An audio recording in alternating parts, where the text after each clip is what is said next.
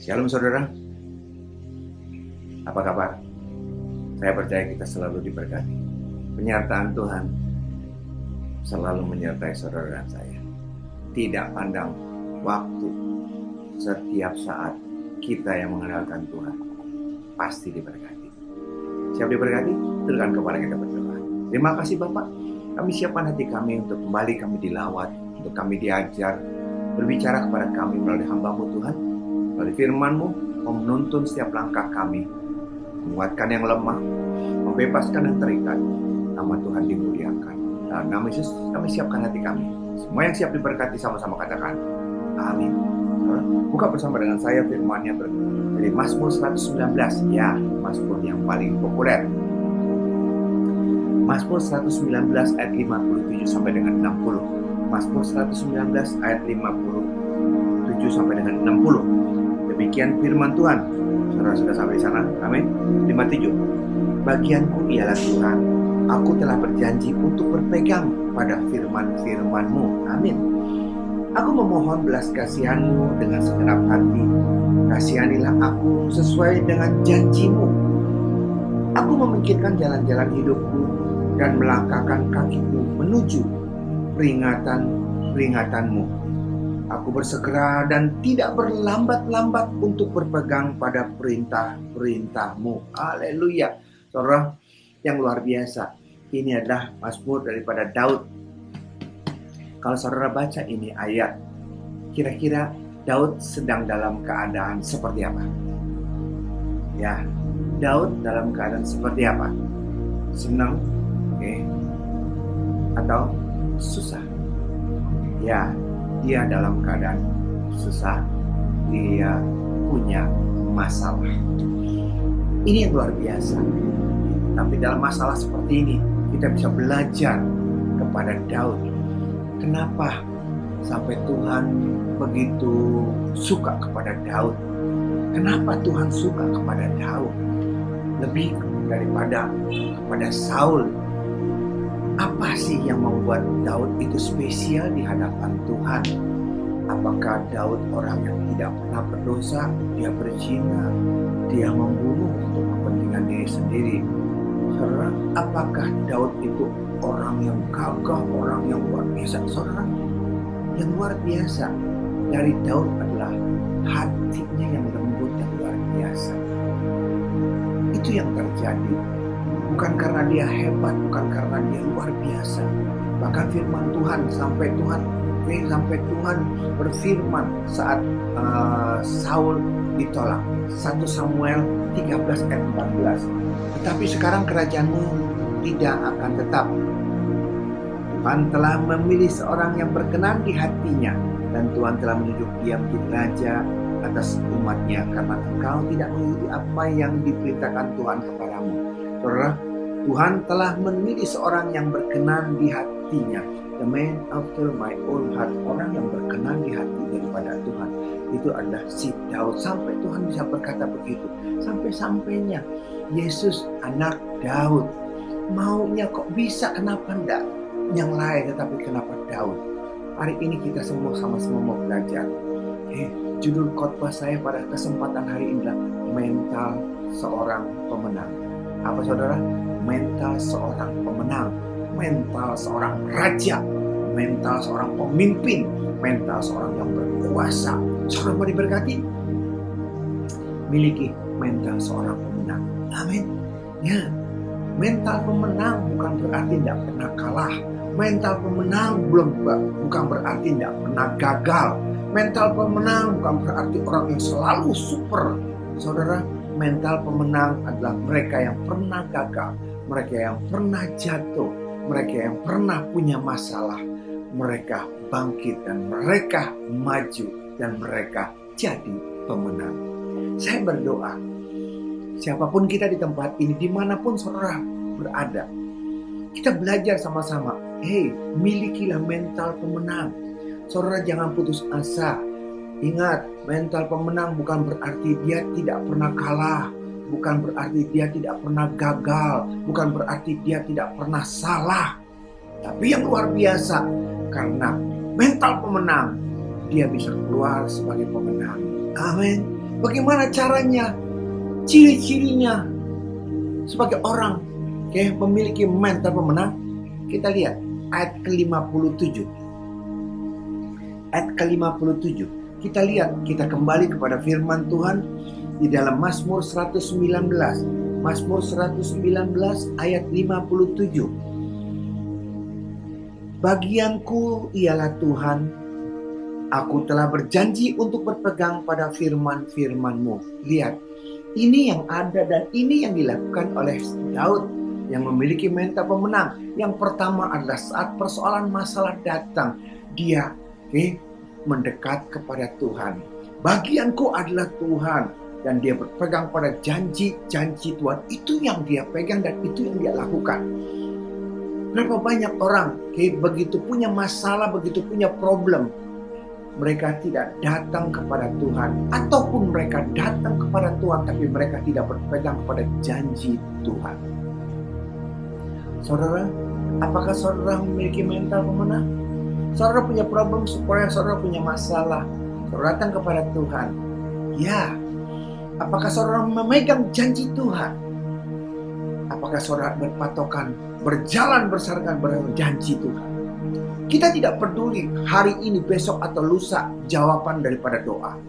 Tetapi sejauh kita pegang janji Tuhan, tidak pernah terlambat, tepat pada waktunya.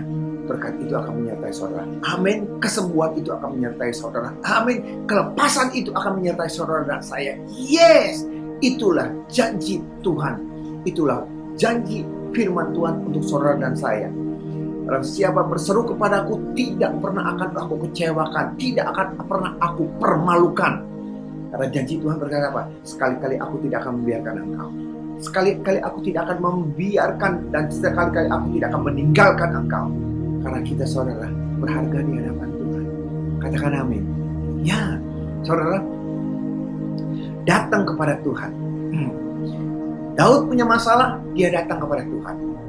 Seringkali kita datang kepada Tuhan, tapi kita tidak sadar. Atau kita tidak datang kepada Tuhan karena kita tidak sadar bahwa kita salah. Itu hal yang sangat-sangat kritis sekali. Kita datang kepada Tuhan dengan perasaan yang tidak sadar bahwa dia salah, dia dosa. Atau dia tidak datang kepada Tuhan. Kenapa? Karena dia merasa dia tidak salah, dia tidak berdosa. Ini yang membuat jawaban daripada doa itu kenapa terlambat. Karena waktu kita punya masalah, kita datang kepada Tuhan, tapi kita tidak sadar bahwa kita punya masalah, bahwa kita punya dosa, kita punya kesalahan di hadapan Tuhan. Itu poin yang kritis sekali. Tapi si Daud luar biasa. Dia datang kepada Tuhan dengan kesadaran penuh bahwa dia salah. Dan dengan dia sadar seperti itu, dia bertobat. Contohnya Mazmur 51. Ini ayat yang luar biasa. Mazmur 51 ayat 11-13. Sembunyikanlah wajahmu terhadap dosaku. Hapuskanlah segala kesalahanku. Jadikanlah hatiku tahir ya Allah. Dan perbaharuilah batinku dengan roh yang teguh. Janganlah membuang aku dari hadapanmu. Janganlah mengambil rohmu yang kudus daripadaku. Luar biasa saudara. Ini peristiwa saat Nabi Nathan menegur Daud karena perzinahannya dengan Batsheba, karena pembunuhannya kepada Uriah, suami daripada Batsheba. Saudara, dengan kerendahan hati dia ditegur, dia sadar, dia bertobat, dan dia datang kepada Tuhan. Ini yang tidak banyak dilakukan oleh orang-orang yang punya masalah. Kalau mereka punya masalah, mereka datang kepada Tuhan, tetapi yang dipersalahkan adalah mereka, dan dia tidak pernah punya salah. Itu yang menghambat. Bisa saja Daud menyangkali. Kenapa? Karena tidak ada yang tahu, kecuali dia dengan Batsheba dan Tuhan. Dan setan tahu. Nathan, dia bisa menyangkali atau dia bisa memanfaatkan, menggunakan kekuasaannya untuk tutup mulut si Nathan, untuk membunuh Nabi Nathan, untuk supaya jangan menyebarkan itu semua. tutup rahasia itu, bisa dia lakukan. Tapi dengan kerendahan hati, dia sadar dia sudah berdosa. Dia datang kepada Tuhan, dia mohon kepada Tuhan, jangan ambil rohmu Tuhan. Karena Daud tahu, kalau roh Allah undur daripada dia seperti Saul, dia kerasukan. Sehingga Daud harus main kecapi supaya setan kuasa kegelapan itu keluar. Dia tahu konsekuensinya. Kalau roh Allah undur, dia nggak ada apa-apanya. Kalau roh Allah undur, roh jahat daripada Allah akan menguasai dia. Dia sadar. Oleh karena itu dia datang mendekatkan diri kepada Tuhan. Ini yang perlu. Kita datang kepada Tuhan bukan kita datang dengan mendakwa, bukan kita datang dengan menuntut. Kita datang kepada Tuhan dengan kesadaran bahwa kita tuh salah, kita tuh berdosa, perlu pertobatan. Itu yang harus ada dalam saudara dan saya. Untuk pemulihan dalam ekonomi, keluarga, usaha, pekerjaan, itu yang perlu. Beda saudara dengan Saul. Kita lihat sekarang di dalam 1 Samuel 15 24 25. Firman-Nya, berkatalah Saul kepada Samuel, aku telah berdosa sebab telah kulangkahi titah Tuhan dan perkataanmu, tetapi aku takut kepada rakyat, karena itu aku mengabulkan permintaan mereka. Maka sekarang ampunilah kiranya dosaku, kembalilah bersama-sama dengan aku, maka aku akan sujud menyembah kepada Tuhan. Lihat, dia sujud kepada Tuhan bukan karena ketulusan hati dia ingin bertobat. Dia sujud kepada Tuhan, terpaksa dia lakukan. Dia tidak takut kepada Tuhan, tetapi yang dia takutkan adalah rakyat. 25. Maka sekarang ampunilah kiranya dosaku, kembalilah bersama-sama dengan aku, maka aku akan sujud menyembah kepada Tuhan. Saudara, ini yang terjadi.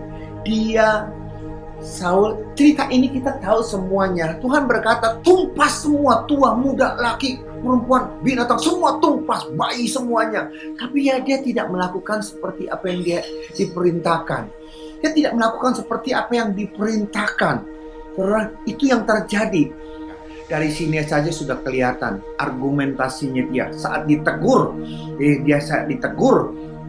kelihatan dia. Aku telah berdosa. Dia berkata dia berdosa. Sebab telah kulangkahi titah Tuhan. Dia tidak berpegang pada firman Tuhan dan perkataan daripada si Samuel. Aku takut kepada rakyat. Ini yang paling fatal. Dia takut kepada rakyat.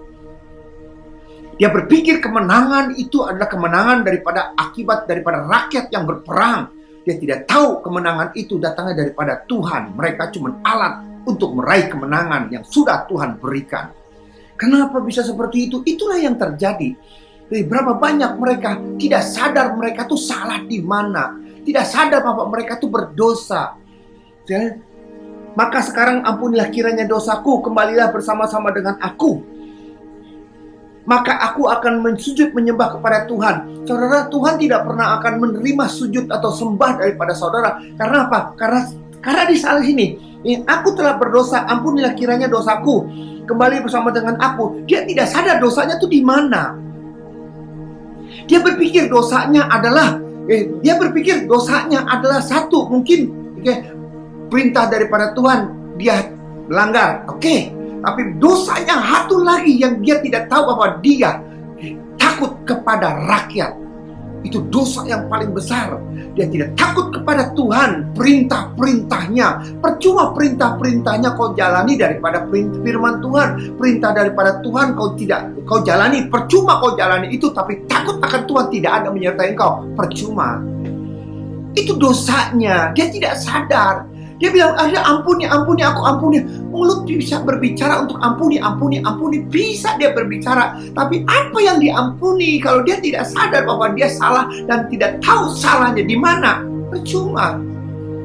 Dia berpikir dia sudah melanggar titah Tuhan. Dia berpikir itu salahnya dia. Tetapi yang paling fatal adalah dia takut kepada rakyat.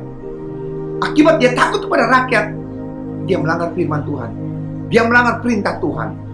Ini akar dari segala-galanya. Dia berpikir rakyatlah yang punya berkuasa, rakyatlah yang memberi kemenangan. Dia tidak tahu bahwa Tuhanlah yang memberi kemenangan itu. Ayat 26, tetapi jawab Samuel kepadanya, aku tidak akan kembali bersama-sama dengan engkau, sebab engkau telah menolak firman Tuhan. Sebab itu Tuhan menolak engkau sebagai raja atas Israel. Wow, fatal sekali saudara. Itu yang terjadi saudara. Berapa banyak kita datang kepada Tuhan, kita berkata bertobat, ampuni. Tapi mereka tidak sadar, mereka salahnya tuh di mana. Mereka tuh tidak sadar bahwa mereka salahnya di mana. Seringkali orang tuh salah di sana. Dia datang, dia punya problem. Ada pengusaha, dia punya problem, dia punya masalah. Dia datang kepada Tuhan. Saudara, seringkali seperti ini. Ada pengusaha yang datang atau siapapun yang datang punya problem dan masalah, datang kepada Tuhan. Dia datang kepada Tuhan, tujuannya satu, Tuhan pulihkan ekonomi, Tuhan berkati, Tuhan buka jalan, Tuhan supaya utang lunas, supaya semua lancar. Tapi dia tidak sadar kenapa semuanya ini terjadi. Dia tidak sadar. Tidak ada satupun yang boleh ada menyertai kita tanpa seizin Tuhan. Tapi kalau semuanya ini terjadi, pasti kita bukan celah. Dan itu celah harus ditutup dulu. Harus ditutup, dibersihin dulu. Supaya masa Tuhan bisa menyatakan kepada saudara dan saya. Amin saudara. Ini yang terjadi. Harus sadar siapa? Harus sadar. Bukan semata-mata itu semuanya, bukan semata-mata Tuhan mau tolong, Tuhan segera tolong aja lah Tuhan. Tuhan tolong, masalah pribadi Tuhan gak usah ikut campur lah Tuhan. Yang penting utang lunas lah Tuhan. Yang penting sakit sembuh lah Tuhan. Yang penting problem selesai Tuhan. Tapi masalah yang di dalam udah gak usah ikut campur lah Tuhan. Saudara, Tuhan gak bisa seperti itu. Kita lihat Daud ya, contoh yang luar biasa. Pantas Tuhan berkata, the man after my own heart. Orang yang berkenan di hadapanku. Dia tahu detak jantung, dia tahu keinginan daripada Tuhan. Dia tahu. Dia bukan orang yang tidak pernah berdosa. Dia bukan orang yang tidak pernah bersalah. Dia bukan orang yang tidak pernah gagal. Tapi dia adalah orang yang bisa mengambil hati daripada Tuhan, sehingga membalikkan keadaan dari kutuk menjadi berkat. Amin. Kita lihat Mazmur 61. Mazmur 61 ayat 3. Dari ujung bumi aku berseru kepadamu, karena hatiku lemah lesu. Tuntunlah aku ke gunung batu yang terlalu tinggi bagiku. Saudara, dia tahu ini gunung terlalu tinggi buat dia. Dia tahu dia nggak mampu, dia tahu dia lemah, dia tahu dia nggak sanggup. Dia datang kepada Tuhan. Dari ujung bumi aku berseru kepadamu karena hatiku lemah lesu. Mestinya kalau kita bukan tuntunlah aku ke gunung batu yang terlalu tinggi bagiku. Kita bukan seperti itu. Dari ujung bumi kami berseru, aku berseru kepadamu karena hatiku lemah lesu. Tuhan, singkirkan gunung batu, singkirkan gunung yang terlalu tinggi itu Tuhan. Singkirkan Tuhan, hancurkan Tuhan. Seringkali kita seperti itu. Tapi Daud beda. Tuntunlah aku Tuhan ke gunung batu yang terlalu tinggi bagiku. Saudara, dia sadar dia gak kuat. Dia sadar dia lemah. Dia sadar dia gak mampu. Dia sadar itu gunung terlalu tinggi. Kenapa dia berkata, tuntun aku? Ini yang luar biasa. Saudara, dimanapun saudara berada, saudara mau lebih daripada pemenang, saudara mau memiliki mental pemenang, saudara harus siap. Kita harus siap. Daud, dia tidak minta gunung disingkirkan. Dia minta dituntun untuk mendaki gunung yang tinggi. Kenapa? Karena dia sadar berkat yang akan dia terima adalah berkat raja, bukan berkat pengemis, bukan berkat gembel. Yang dia mau, yang akan dia terima adalah berkat raja. Untuk bisa mendapatkan berkat raja, dia harus siap mendaki gunung yang terlalu tinggi itu. Kalau berkat-berkat yang biasa, dia nggak perlu diurapi jadi raja, cukup jadi gembala domba 3-4 ekor daripada bapaknya. Kalau dia tidak mau punya masalah, ya udah kembali kepada habitatnya yang lama, menjadi mengembalakan kambing domba bapaknya 3-4 ekor. Tapi dia sadar begitu dia diurapi, Bukan berkat 3-4 ekor kambing domba, tapi berkat raja yang dia akan raih. Untuk bisa meraih itu, dia harus siap mendaki gunung yang terlalu tinggi. Dan untuk bisa seperti itu, dia tidak mampu. Dia sadar dia tidak mampu. Oleh karena itu, dia minta kepada Tuhan, Tuhan, tuntun aku Tuhan. Bersama dengan dia, kita cakap menanggung segala perkara. Itu Daud tahu. Bukan kita maunya berkat yang besar, menghadapi masalah, Tuhan. Saudara, siap membayar harga. Berkat yang kecil, cobaannya kecil. Berkat yang besar, cobaannya lebih besar lagi. Makin tinggi, makin kencang gelombang, makin kencang angin yang bertiup. Kalau kita takut ditiup angin, gak usah tinggi-tinggi, di bawah aja. Kalau takut kita kena problem dan masalah, kita tidak usah jadi siapa-siapa. Itu yang terjadi. Banyak pengusaha-pengusaha yang datang, yang begitu cengengnya mereka, minta diberkati, minta dipulihkan, minta begini, Tuhan. Tapi mereka tidak sadar, mereka itu lemah. Mereka tidak sadar, mereka buka peluang untuk setan iblis. Mereka membuka peluang sehingga iblis sana bisa membuat mereka terkecoh dan akhirnya mereka gagal. Daud, Tuhan berkata, the man after my own heart, orang yang berkenan di hadapanku. Karena Daud memiliki mental seorang pemenang. Mental seorang pemenang yang dia lakukan adalah waktu dia punya masalah, dia mendekat kepada Tuhan. Dia pegang janji firman Tuhan. Itu yang menjadi andalannya. Amin. Yang kedua, mental seorang pemenang. Kita lihat Keluaran 14:9 sampai dengan 12. Adapun orang Mesir, segala kuda dan kereta Firaun, orang-orang berkuda dan pasukannya mengejar mereka dan mencapai mereka pada waktu mereka berkemah di tepi laut dekat Pihahirot di depan Baal Zephon. Ketika Firaun telah dekat, orang Israel menoleh, maka tampaklah orang Mesir bergerak menyusul mereka. Lalu sangat ketakutanlah orang Israel dan mereka berseru-seru kepada Tuhan. Dan mereka berkata kepada Musa, apakah karena tidak ada kuburan di Mesir, maka engkau membawa kami untuk mati di padang gurun ini? Apakah yang kau perbuat ini terhadap kami dengan membawa kami keluar dari Mesir?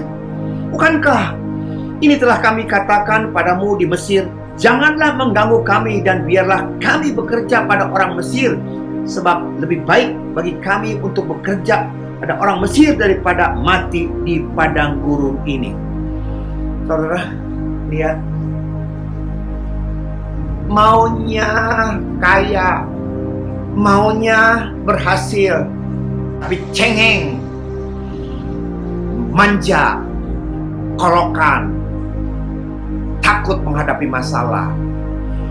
400 tahun lebih mereka di padang gurun, 400 tahun lebih mereka dijajah orang-orang Mesir, jadi budak di sana.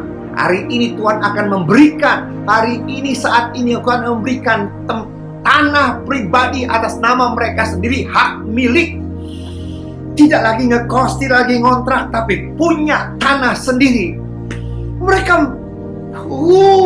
dapat berkat yang luar biasa, tapi takut menghadapi masalah. Ini yang terjadi. Mental seorang juara, mental seorang pemenang siap menghadapi tantangan. Jangan nengok ke belakang. Begitu gagal, begitu gagal, kau tengok ke belakang, saudara. Hidup kita tuh ke depan, bukan ke belakang. Kalau seorang mau diberkati luar biasa, siap menghadapi tantangan, siap menghadapi semua godaan skala apapun. Kita tidak sendiri, ada Tuhan di sana yang menyertai kita. Berapa banyak mereka mau, siap, dan ingin dapat berkat yang luar biasa, tapi mereka tidak siap untuk membayar harganya.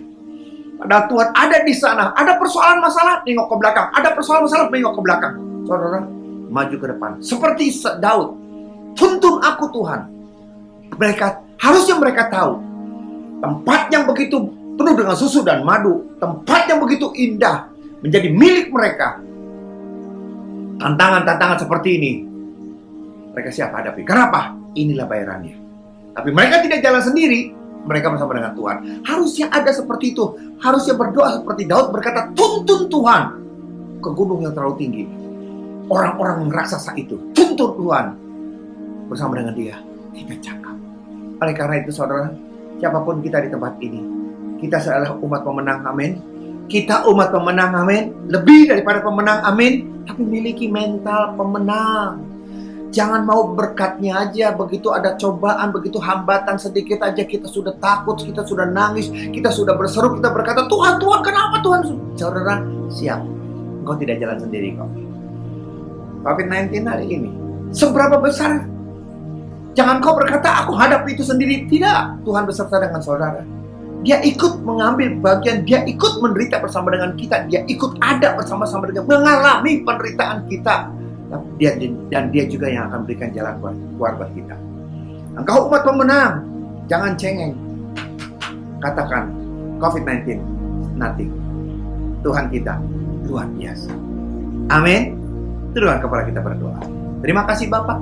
Jadikan kami umat memiliki mental pemenang untuk bisa menikmati kemenangan yang sudah Kau berikan kepada setiap kami. Memang seringkali kami akan menghadapi hal-hal yang dimana di luar daripada pikiran kami. Tapi kami mau belajar percaya, karena kami tidak berjalan sendiri. Kami bersama dengan Tuhan. Apapun masalah problem kami akan mendekatkan diri kepadamu Bapa. Memegang janji firman-Mu yang akan menuntun setiap langkah kami, yang akan membuat perbedaan yang luar biasa atas setiap kami. Hamba-Mu sudah selesai berbicara. Dimanapun jemaat-Mu berada Tuhan, kalau saat ini mereka menghadapi saat-saat yang tidak menyenangkan buat mereka, entah itu ekonomi mereka, usaha pekerjaan mereka, atau rumah tangga keluarga mereka, Tuhan, apapun itu Tuhan, biar mereka datang kepada Tuhan. Datang bukan dengan persungutan, bukan datang dengan kambing-kambing hitam, tapi datang dengan kesadaran bahwa mereka bukan celah. Mereka bertobat, mereka berharap, dan mereka berpegang kepada Engkau. Dan Kau akan memberikan jalan keluar yang terindah buat setiap mereka. Tutup bungkus mereka dengan kuasa darah-Mu, usaha pekerjaan, karir, bisnis, rumah tangga mereka, masa muda mereka, Tuhan berkati, lindungi dan senantiasa. Berdoa untuk negara kami, Presiden, Wakil Presiden, Gubernur, Dokter, Suster, dan semua jajaran sampai yang terendah.